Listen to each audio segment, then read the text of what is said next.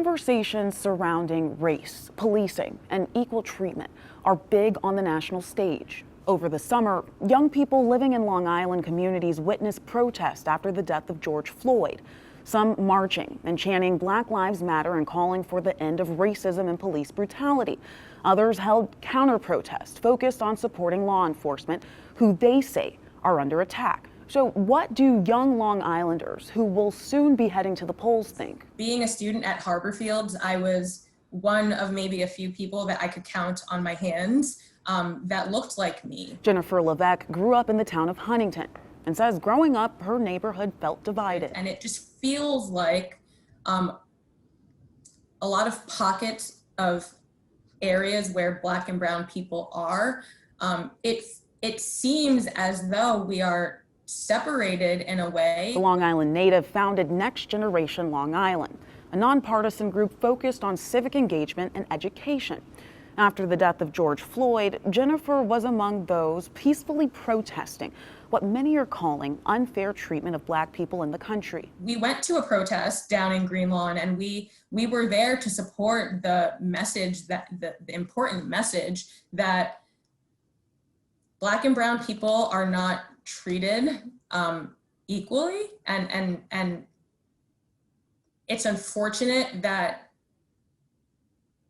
we have to convince people to understand that. For Ronkonkoma resident Adam Brower, the protest he saw after George Floyd's death sent a different message. My initial reaction to the protests were, well, a lot of it was for safety concerns. Brower is currently in grad school and helped to start the Adelphi College Republicans National Committee, a student group focused on conservative values.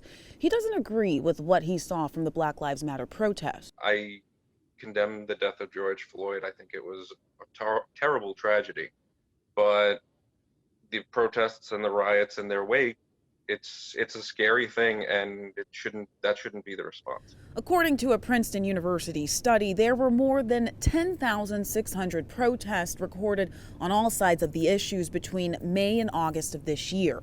80% of them were connected to the Black Lives Matter movement or the COVID-19 pandemic. 95% were peaceful. And I think the videos that people capture with their cameras and their phones make real something people talked about and weren't heard about and suspected was true for a long time. Philip Dalton, a professor of rhetoric and public advocacy at Hofstra University, says access to video and social media has created a reaction from a very diverse and young crowd. I think the reason we're seeing diverse crowds in the Black Lives Matter protests is because a lot of folks across the spectrum, and particularly among younger people, is a growing awareness that the system is addressing their concerns. Jennifer and Adam are both young Americans who will soon cast their vote for the upcoming presidential election. The issue of race and policing is huge on the campaign trail. President Trump repeatedly calling for law and order. To have everything that you want to have, we must always ensure the rule of law. Many of those who are spreading violence in our cities are supporters of an organization called Black Lives Matter, or BLM. Former Vice President Joe Biden has called for more diversity in police departments. He actually supports investing at least $300 million more in policing, but tying that money to some sort of, benchmarks for diversity so that the police departments reflect the communities that they live in. So how do young Long Islanders move forward? Both Jennifer and Adam say there needs to be more dialogue. I think the first step in solving these issues is going to be to reestablish law and order to start, and then sit down and have a discussion, maybe with Black Lives Matter, obviously members from that community included. I would like to get to know what their vision of how they see the country, what their plan is to solve some of these issues. We need to sit down and have conversations with our elected officials. We need to sit down and have conversations with stakeholders in the community. Jennifer says that stereotype of the lazy young person is outdated.